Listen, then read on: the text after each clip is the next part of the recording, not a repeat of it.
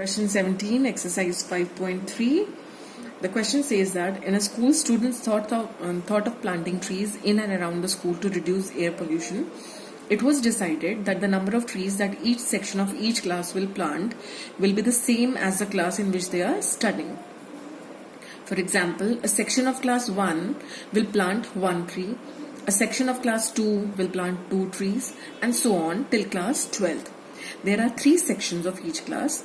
How many trees will be planted by the students?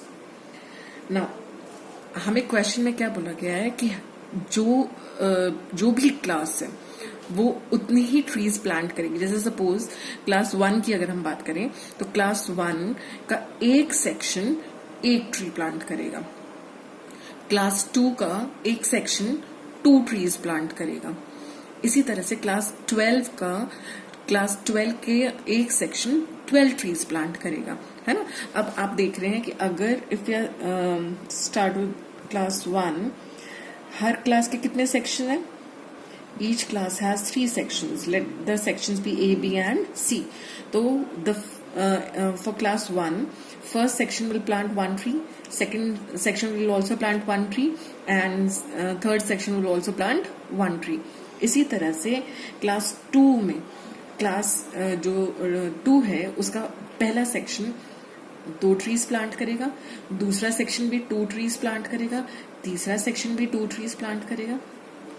तो जो total number of trees है, total trees planted by each section by each class, है ना. तो total trees planted by each class will be equal to, जैसे class 1 है तो class 1 ने टोटल कितने ट्रीज प्लांट करे? 3 into 1. ठीक है. इसी तरह से क्लास 2 ने कितने ट्रीज टोटल ट्रीज प्लांट करे? 2 + 2 + 2. एक सेक्शन ने 2, दूसरे ने भी 2 और तीसरे ने भी 2. तो दैट मीन्स 3 into 2. आप देख रहे हैं 3 into 2 क्यों लिख रही हूं मैं? क्योंकि 2 इज अपियरिंग 3 times. और वैसे भी मल्टीप्लीकेशन इज रिपीटेड एडिशन. इसी तरह से क्लास 3 की अगर हम बात करें तो क्लास 3 के भी 3 सेक्शंस है. तो पहला सेक्शन भी 3 ट्रीज प्लांट करेगा, दूसरा सेक्शन भी 3 ट्रीज प्लांट करेगा, तीसरा सेक्शन भी 3 ट्रीज प्लांट करेगा, है ना.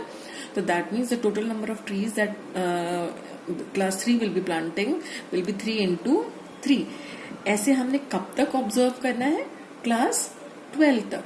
तो क्लास 12 का पहला सेक्शन 12 ट्रीज प्लांट करेगा, दूसरा सेक्शन भी 12 ट्रीज प्लांट करेगा और तीसरा सेक्शन भी 12 ट्रीज प्लांट करेगा. That means the total number of trees planted by class 12 will be 3 into 12. लेकिन क्वेश्चन के अकॉर्डिंग हमें पता लगाना है कि how many trees will be planted by the students. That means the students of the whole school. पूरे school के students कितने ट्रीज प्लांट कर रहे हैं? ये तो एक एक क्लास की बात हो रही है. एक क्लास के 3 सेक्शंस मिलके कुल कितने ट्रीज प्लांट करें? This is the total number of trees bye each class. अब हमें पता लगाना है कि पूरा स्कूल कितने ट्रीज प्लांट करने वाला है, पूरे स्कूल के स्टूडेंट्स मिलके कितने ट्रीज प्लांट करने वाले हैं. तो that means we'll have to find out the sum of all the trees planted by each class, है ना. तो इसका मतलब we have to find out the sum of 3 into 1 plus 3 into 2 plus 3 into 3. और ये सम हमें कब तक फाइंड आउट करना है? क्लास 12 तक, है ना. क्योंकि हमारे पास स्कूल में we are considering classes 1 to 12 only. अब आप देख रहे हैं सब में this is 1 term, this is 2nd term, this is 3rd term. ऐसे हमारे पास 12 terms हैं. इन सारी 12 terms के अंदर 3 कॉमन आ रहे हैं. So we can take out 3 common. 3 common बाहर ले लेने से आप देख रहे हैं कि फर्स्ट टर्म में 1 बच गया, प्लस सेकेंड टर्म में से 2 बच गया, थर्ड टर्म में से 3 बच गया, एंड सो ऑन. कॉमन लेने का मतलब है you are dividing each term by 3. तो 3 से 3 कैंसिल हो गया, ओनली 1 इज लेफ्ट, है ना. इस तरह से तो आपने लास्ट जो है इसमें से 3 कॉमन लिया तो यू आर लेफ्ट विथ 12. तो आपने देखा कि ये जो अंदर का आपके पास एक सीरीज बनी है 1 + 2 + 3 + 4 + so on up to 12, ये एक एपी है. कैसे पता लग रहा है? बिकॉज कॉन्जिक्यूटिव टर्म्स के बीच का जो डिफरेंस है वो सेम है. डिफरेंस क्या है? +1. Each term is differing by a difference of +1, है ना। तो ये है, ये जो अंदर एक सीरीज बन रही है, that is forming an AP whose first term A1 is 1, whose common difference D is 1, and last term मतलब A12 is the last term. 12 classes है ना हमारे पास, तो A12 इज 12।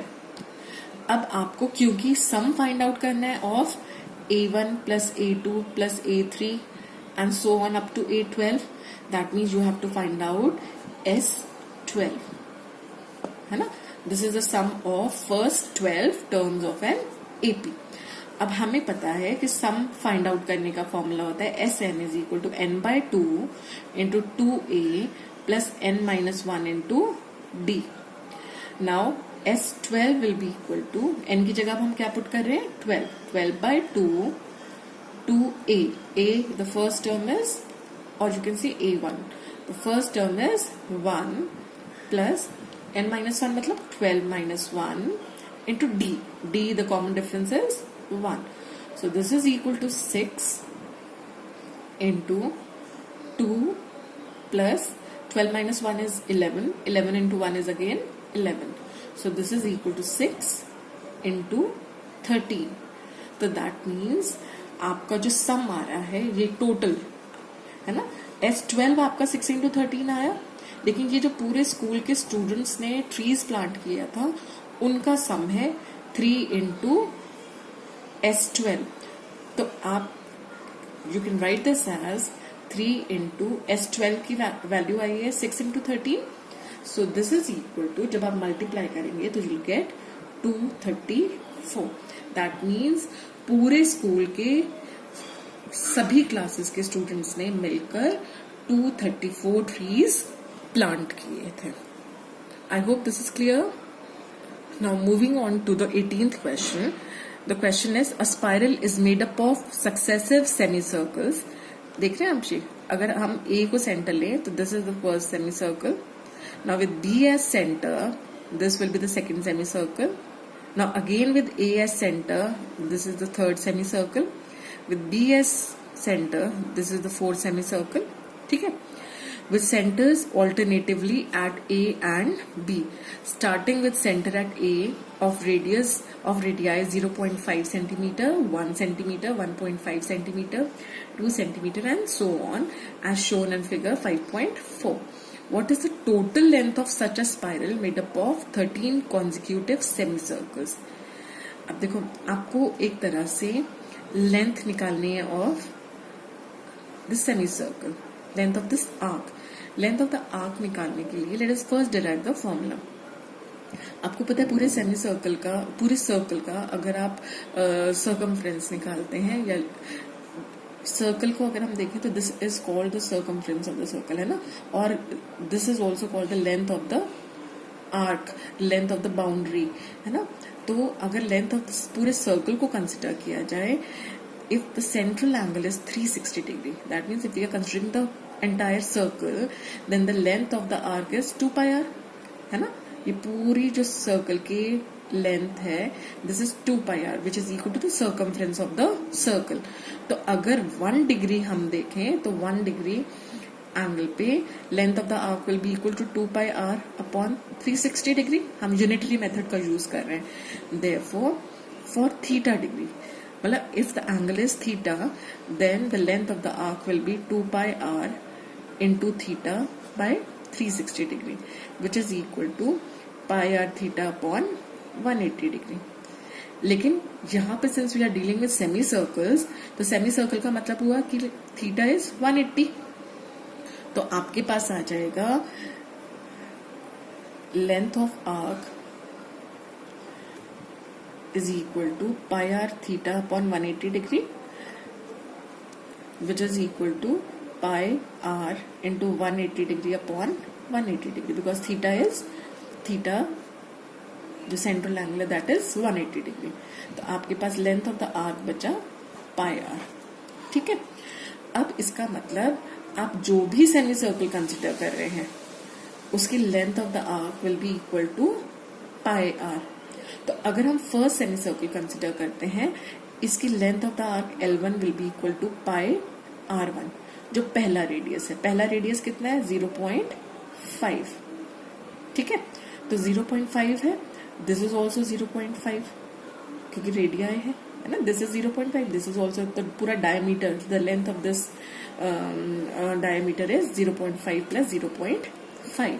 तो L1 की जब हम बात करते हैं तो यहाँ पर L1 is the semi circle that you are taking with radius 0.5, तो L1 is equal to pi R1।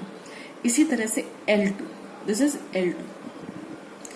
L2 जो सेकंड सेमी सर्कल है उसका सेंटर क्या है? B। अब B अगर सेंटर है तो रेडियस क्या होगा?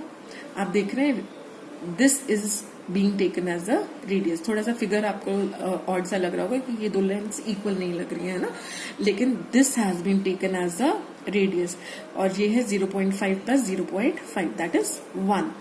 तो इसका मतलब अगर आप सेकेंड लेंथ कंसिडर करते हैं तो उसका रेडियस हो जाएगा 0.5 प्लस 0.5, और you can say this is equal to 2 times R1, है ना। तो 2 टाइम्स R1 हो गया। इसी तरह से अगर हम L3 कंसिडर करें, L3 is a semi circle which has been formed with A as the centre. अब A अगर सेंटर है, आपको पता है कि दिस इज 0.5 और ये जो लेंथ है, ये जो रेडियस है, ये कितना हमने निकाला था? 1। तो टोटल कितना हो गया? 1.5।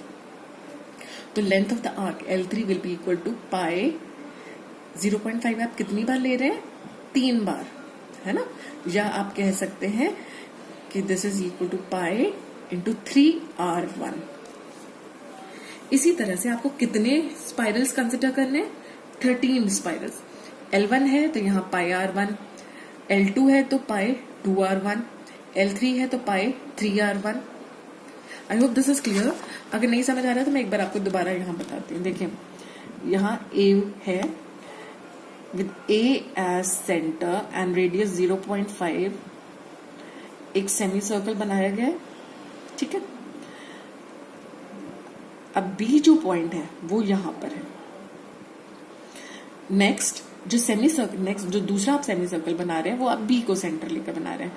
अब B का अगर आप सेंटर लेते हैं, दिस इज अ सेंटर, तो रेडियस अब आपका ये पूरी लेंथ हो जाएगी, है ना, 0.5 प्लस 0.5। तो आपका जो नेक्स्ट सेमी सर्कल बनने वाला है वो कुछ इस तरह से बनेगा, ठीक है। तो ये अगर आप B को सेंटर कंसिडर कर रहे हैं तो आपका radius will be 0.5 plus 0.5 that is 1। Again third condition में अब आपको वापस से A को सेंटर लेना है। अब अगर आप A को सेंटर लेते हैं तो अब आप देख रहे हैं कि ये आपका रेडियस कितना हो गया? This is 0.5 and this is 1, तो 0.5 प्लस 1 मतलब 1.5, है ना। तो आप जो नेक्स्ट सेमी सर्कल बना रहे हैं उसका जो रेडियस है वो आपने 1.5 लेना है, क्योंकि ये जब B से आपने सेमी सर्कल बनाया वो यही कंटिन्यू हो रहा है ना। दिस इज 1, तो ये कंटिन्यू होकर 1 यहां भी आ जाएगा, तो 0.5 प्लस 1 दैट इज 1.5। तो जो आप थर्ड सेमी सर्कल बना रहे हैं उसका रेडियस है 1.5 या 3 टाइम्स आप 0.5 ले रहे हैं, ठीक है। ऐसे आपने कितने सेमी सर्कल्स बनाने? 13। तो आपका जो L13 होगा that will be equal to pi into 13 times R1, क्योंकि आपने देखा था L1 था तो पाई R1, L2 था तो पाई इंटू 2R1, L3 था तो पाई इंटू 3R1। इसी तरह से L13 होगा तो that will be equal to pi into 13R1। अब हमें इन सारी लेंथ्स का टोटल फाइंड आउट करना है। That means we have to find out L1 plus L2 plus L3 and so on up to L13। That means this is equal to pi R1 plus pi into 2R1 plus pi into 3R1 and so on up to pi into 13R1। अगर हम पाई R1 common ले लें जो सब में आ रहा है, तो आपके पास यहां से पाई R1 अगर आप कॉमन ले लेते तो बचा 1 प्लस इसमें से पाई R1 कॉमन ले लिया तो यहां बचा 2, इधर 3 and so on up to 13।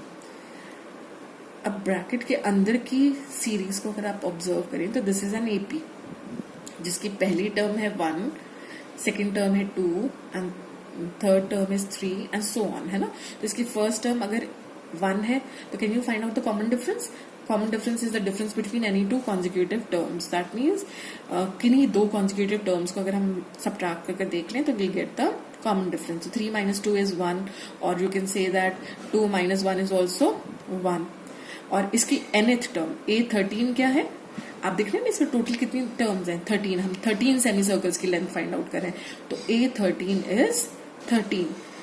अब अगर आपको सम टू एन टर्म्स का फॉर्मूला, आप sum to n terms find out करना है, we know that sum to n terms is equal to n/2 into A1 plus an। हमने अपने previous video में डायरेक्ट फॉर्मूला अप्लाई कर दिया था जहां पे Sn is equal to n/2 into 2a1 plus n-1 into d था, है ना।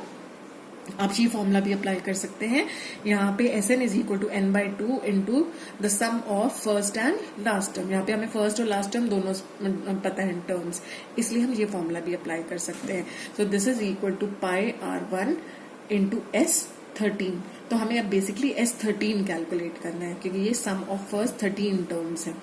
सो S13 इज इक्वल टू, अब n की जगह आप क्या पुट कर रहे हैं? 13। तो this is 13/2, A1 is 1 and an, the last term is 13.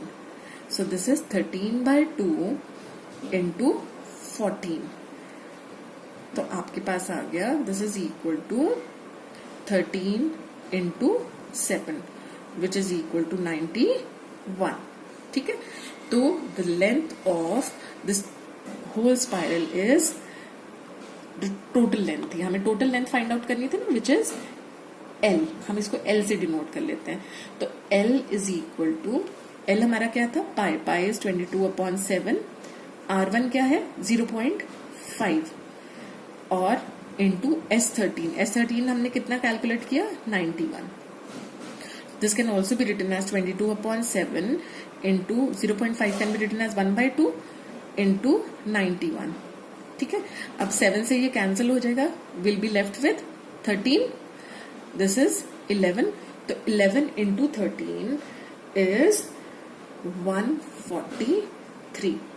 So the length of this,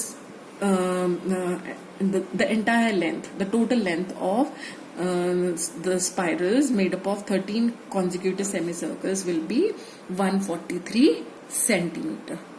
I hope this is clear. Thank you.